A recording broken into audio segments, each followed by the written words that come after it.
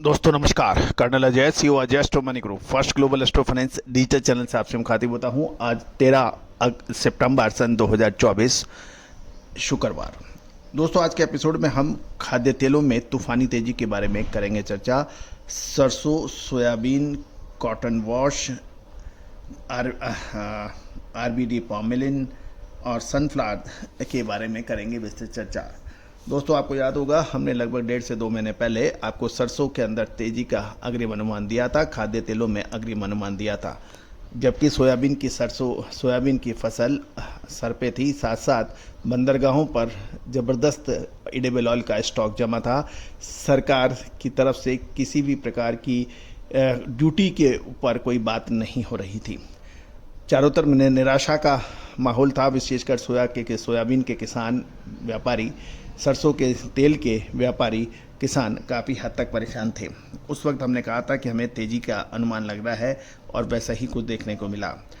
गौरतलब जानिए रिपोर्ट विस्तार से। दोस्तों सरसों की आवक अब घट रही है और भाव लगातार तेज हो रहे हैं।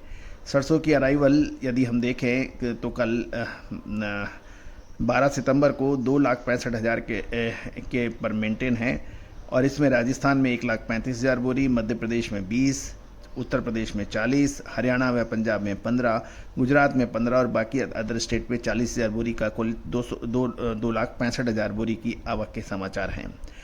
और सरसों के अंदर अच्छी तेज़ी दर्ज हुई है। और यदि हम देखें कि जयपुर के अंदर सरसों के दाम 6775 रुपये हो गए हैं, दिल्ली के अंदर 6525 दिखाई दिए, भरतपुर के अंदर 6500, अलवर और भरतपुर में 6500 के भाव थे। कोटा के अंदर भाव 6200 उच्चतम देखे गए और आगरा में 7350 रुपये का स्तर छू गया। यदि हम मस्टर्ड ऑयल की बात करें, कच्ची घानी तेल के अंदर तूफानी तेजी दर्ज हो गई है और ये 1350-52 से बढ़कर 1372 रुपये हो गया है जयपुर में। भरतपुर के अंदर 1362, अलवर 1362, कोटा के अंदर 1362 के भाव हैं। गौरतलब है कि ये एक बड़ी तेज़ी मानी जाती है और सरसों ऑयल एक्सप्लोरर के दाम भी तूफ़ानी तेज़ी में रहे और ये 1362 पहुँच गए 1341 से। दिल्ली 1320, चरखी दादरी 1305, अलवर 1356 और भरतपुर 1356 के भाव रहे। तो दोस्तों ये सरसों के ऊपर अपडेट थी। लगातार तेज़ी दर्ज हो रही है। इसका प्रमुख कारण ये बताया जा रहा है, एक तो त्योहारी मांग, दूसरी ओर ड्यूटी के घटने की अफवाहों से बाजार तेज हुए हैं। सोया तेल के ऊपर चर्चा करें तो सोयाबीन की सबसे पहले तो हम आवक देख लेते हैं। सोयाबीन आवक 1,40,000 बोरी से घटकर 1,30,000 बोरी हो गई है।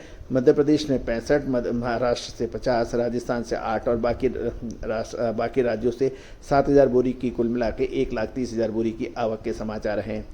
और सोयाबीन के अंदर देखें, सोयाबीन के अंदर भी तेज़ी है। दुलिया के अंदर सोयाबीन के जो भाव 1,010 से बढ़कर 1,035, लातूर 1,025, 995 से बढ़कर 30 रुपये की तेज़ी, अकोला 1,025, नांदेड़ 1,025 के कोटा के भाव में उपलब्ध नहीं हो पाए हैं। दोस्तों सोयाबीन के ऊपर हम चर्चा करें तो सोयाबीन के अंदर जो आवक की बात करें और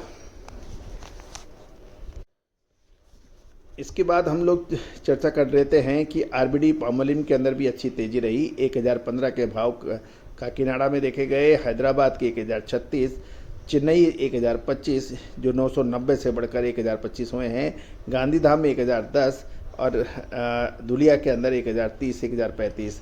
और इसके बाद फिर हम सनफ्लावर की बात करते हैं। सनफ्लावर एक्सप्लोरर में चेन्नई में 945 से 960 हो गए हैं, लातूर 965 से 980 हो गए हैं, हैदराबाद भी 975 से 980 के भाव बताए जा रहे हैं, मुंबई 950 से 965 है।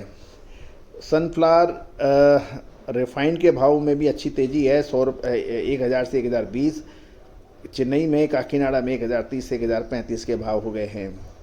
साथ साथ सनफ्लावर के साथ साथ मूंगफली में कोई बड़ा परिवर्तन नहीं रहा। बीकानेर के अंदर 5,000 से 5,800 के भाव रहे, चलकेरा में 6650 के भाव रहे। कॉटन वॉश के अंदर भी बहुत ज़बरदस्त तेज़ी है, 995 से भाव बढ़कर 1025 हो गए हैं। लातूर में धुलिया 1030 से 1040, अहमदाबाद 1050 से 1070 और कड़ी के अंदर 1050 से 1070 है। राजकोट में भी 1045 से बढ़कर 1080 के भाव कॉटन वॉश के देखे गए हैं। कुल मिला के लगभग सभी खाद्य तेलों में एक तरफा तेज़ी दर्ज हुई है। दोस्तों, ये तेज़ी आगे कितने समय तक जारी रहेगी, ये एक प्रश्न चिन्ह अब है। जब तक सरकार यदि ड्यूटी के ऊपर कोई महत्वपूर्ण निर्णय ले लेती है तो इससे यह तेज़ी जारी रहेगी, अन्यथा ऊपरी स्तरों पर कुछ मुनाफा वसूली की संभावनाओं से इनकार नहीं किया जा सकता। दोस्तों, विशेष रिसर्च रिपोर्ट के लिए शीघ्र ही संपर्क करें आपका अपना चैनल अजय एस्ट्रो मनी गुरु। नंबर स्क्रीन पे दिए हैं। दोस्तों, 2023, 2022, 2024 लगातार अपडेट और विश्लेषण हमारे खाद्य तेलों पर आपको मिले हैं। 10 में से 8 बार 9 बार जो हमने आपको अग्रिम संकेत दिए हैं वो सही साबित हुए हैं। दोस्तों, भारतीय अनुसंधान पद्धति पूरे विश्व में इसका डंका बज रहा है, चाहे ब्राज़ील हो, अर्जेंटीना हो, मलेशिया हो, सिंगापुर हो, बर्मा हो, नेपाल हो, श्रीलंका हो, सब जगह भारतीय अनुसंधान पद्धति का अग्रिम विश्लेषण का डंका बज रहा है। और हमारा ये प्रयास है कि भारत के इस ज्ञान विज्ञान को पूरे विश्व में एक बार पुनः स्थापित किया जाए। इसकी सफल मुहिम में आप सभी का सहयोग अपेक्षित है। All the very best, good luck, happy trading.